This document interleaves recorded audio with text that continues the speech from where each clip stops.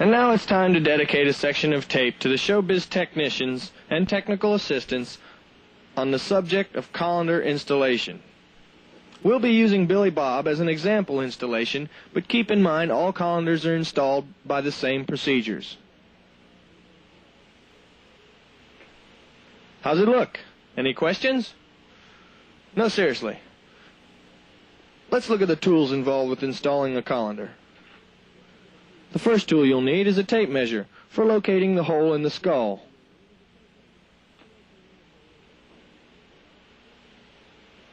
Of course, then you'll need a drill for drilling the hole in the skull, and use a 1/4-inch drill bit. Plenty of rags to cover the mechanisms. Then you'll need a razor knife for making the incision in the head fur, and a couple of hex wrenches for assembling it all. A blowgun is always handy to keep things clean during drilling operations. And the threaded rod, of course, which is supplied with your colander, with lock washers, hex nuts, and flat washers. You'll need a pen to mark the hole, and you'll find the location of the hole using your written directions. Here's Billy Bob's colander. It has been installed previously, so it already has a hole in it. You'll be drilling the holes later on, but we'll start with just drilling the skull and mounting the threaded rod. The first thing you need to do is unsnap Billy Bob's mask at the fur line.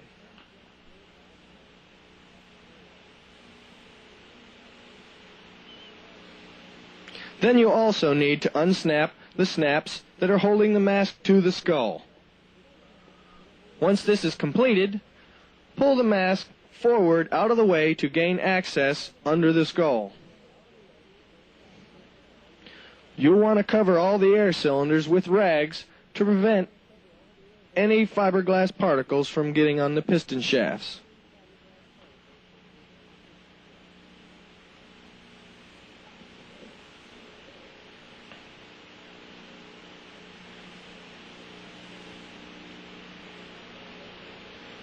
Now let's look at the prints. Find out where this hole is going to go. You note on the print, the hole goes in the dead center of the skull, 6 inches back from the leading edge. Measure from the leading edge with your tape measure, 6 inches towards the rear.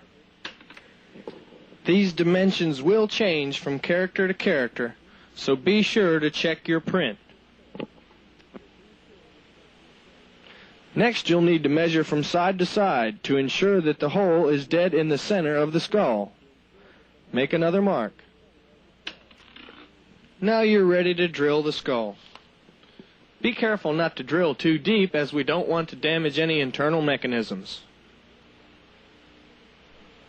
After the drilling operation, you want to blow off all the fiberglass dust to prevent them from getting into any internal mechanisms.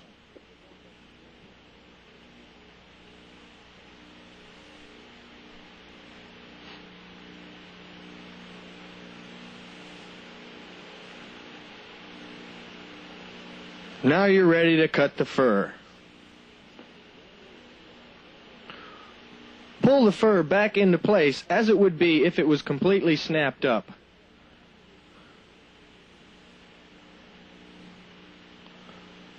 Put the mask back into place.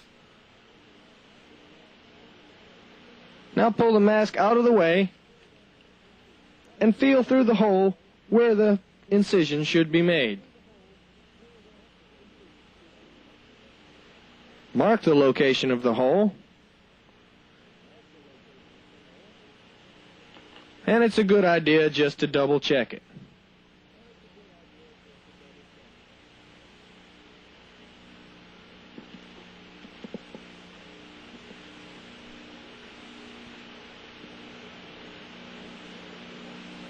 Now with a razor knife, make a small incision.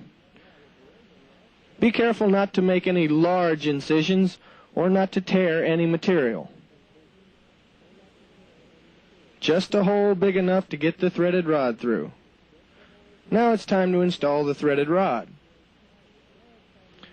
Assemble your installation hardware as shown.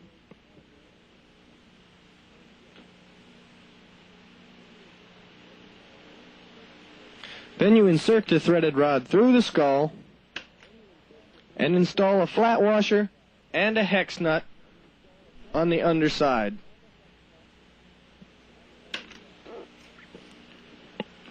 Tighten these hex nuts against each other to lock the threaded rod onto the skull. Please note that the threaded rod does not extend into the skull past the hex nut.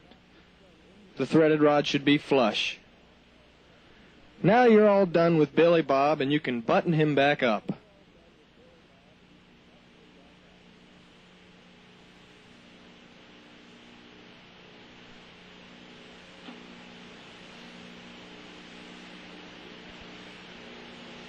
Make sure to realign all the snaps.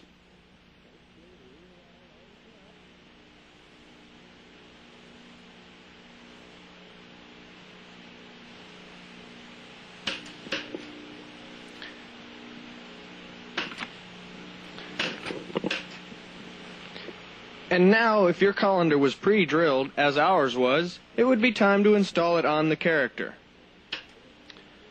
Use the hex nut, flat washers, and lock washers to lock the threaded rod into the colander as you did the skull.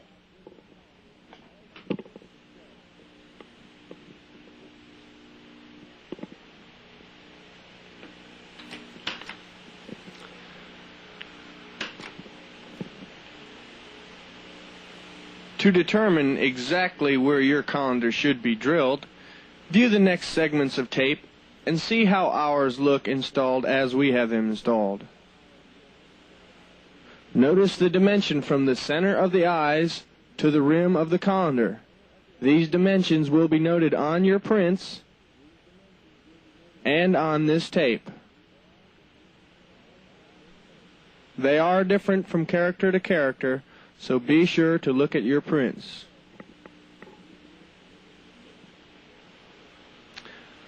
Note the clearance cuts made in the colanders for the characters with ear movements.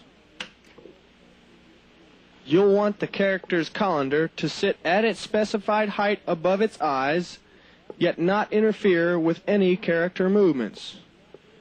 Here's a picture of Beach Bear. Notice that you still want his hair in his eyes. Notice that his specific measurement is 4.5 inches. This is measured from the center of the pupil of the eyes.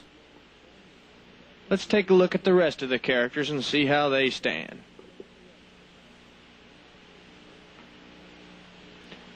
Here's the Grand Poobah of colanders. He's sitting down at a slim 3.5 inches above the eyes.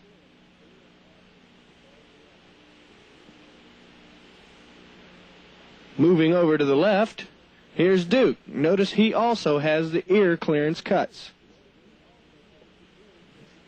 He's only at 2 inches. Duke is a little different from the other characters.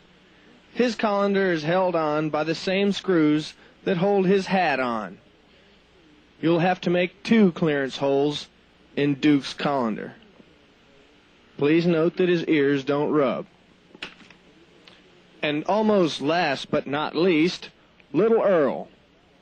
He's only got about 1 inch space above his eyes to the colander. But as long as the colander doesn't interfere with his eyebrow movement, no harm done. You probably thought we were going to forget all about Looney Bird. Well, he wasn't able to make it to the studio today, so you'll just have to wing it and go strictly by the written instructions. If you have any questions on colander installations, feel free to call Creative Engineering Collect. The man you want to speak with is Tim Inglis, and the phone number is area code 305. The number will be 425-1001.